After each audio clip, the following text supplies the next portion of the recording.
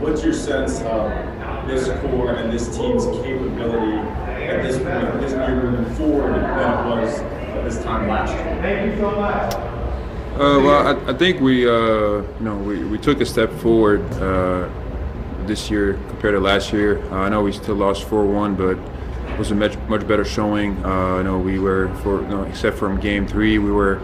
We're fighting all 5 games, and we had a chance. A lot of times to go, but we would find a way to get back to where last year, when things kind of went away, we didn't really find a way to fight. So I think we learned from last year. We were better this year. Obviously, there's still a lot of work to do. When you exit again in the first round, but maybe there's things that we need to get better at, and stuff that we need to improve on if you want to move forward. Again, we also had injuries to some key players that would be huge, especially in this series, against a guy like Giannis. But it is what it is, and I'm still very proud of my teammates, very proud of what we did, fighting through a lot of up and downs this season, a lot of injuries, a lot of adversity, and then with the break and everything come back and then play, and then playoffs, I thought we put up a good fight. So I'm very proud of my teammates, and I'm very proud to have been part of this team. Josh Robbins, The Athletic. Coach, just how much adversity did your team face in the bubble?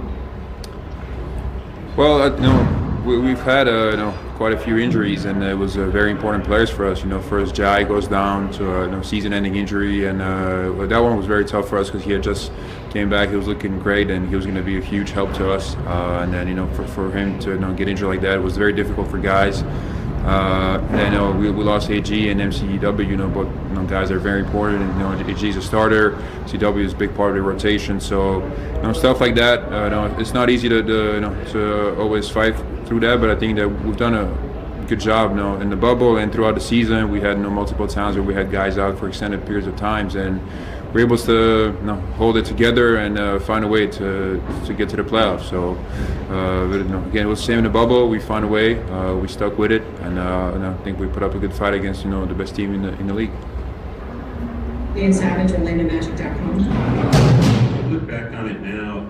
How much did the playoff experience last season benefit you, and how do you continue to take learnings from the playoffs moving forward? Me personally, or the team? Personally.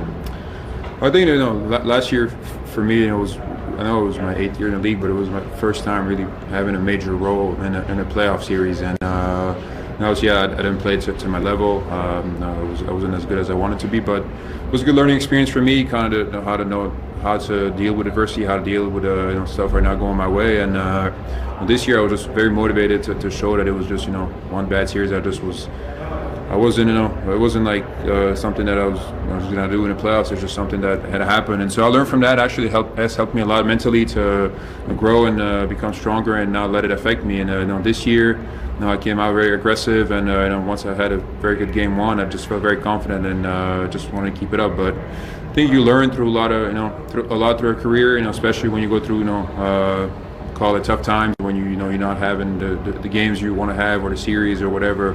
You learn from that, and I was able to do that, and it's actually helped me a lot for this season and for especially this series. Mike Bianchi, Orlando Sentinel.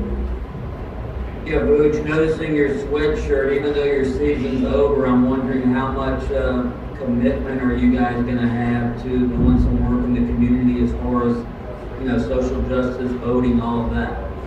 It's something we discussed as a team, obviously, because we knew that if we had lost tonight, season would have been over and guys would have gone home. So we just decided to stay in touch and find ways to keep doing what we can to help the community. And so I think first guys are going to take some time off to spend with their family, but we're going to stay in touch. I mean, we're all a phone call away or a group text away to kind of get together and continue to do what we want. And so it's something we discussed, so we're going to continue to do that. And obviously I don't know how exactly yet, but we're definitely going to stay on top of it, because I think that with us doing all these things, we're sending a strong message in the communities, and we want to keep up the fight. So we're definitely going to stay involved.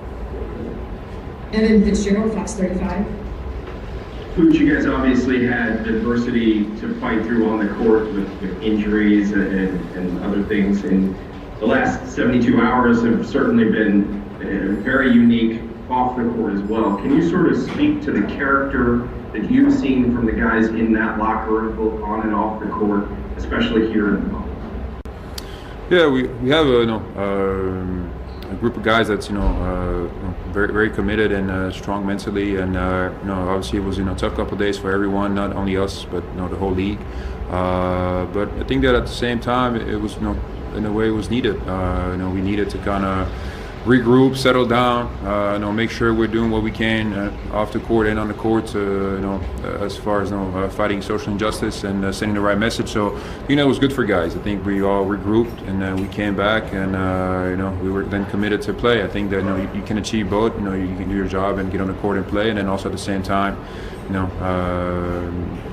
fight social injustice. So I think we were able to do that. I think that guys, once it was agreed to play, and once we had a couple team meetings and guys were ready to get back on the court and play. I think once we are on the court, we enjoy playing, we fight, and we put all the other things behind us. And then once the game is over, you go back to doing whatever you want to do. But it was I think it just showed mental strength, I think, not only from us but throughout the whole league.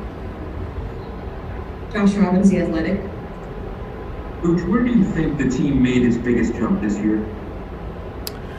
Well, I'd say fighting adversity. I know there were times before where we would kind of fall apart when things weren't going our way, and I think that this way, obviously having all these players out, key players for our team, we were able to sustain it and get better as the season goes on. And we had high expectations going to this year. It didn't really work out that way.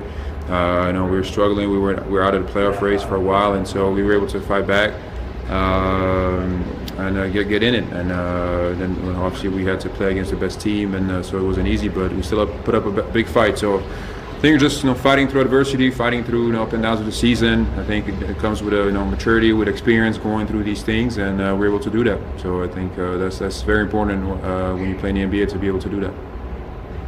Go ahead, Josh.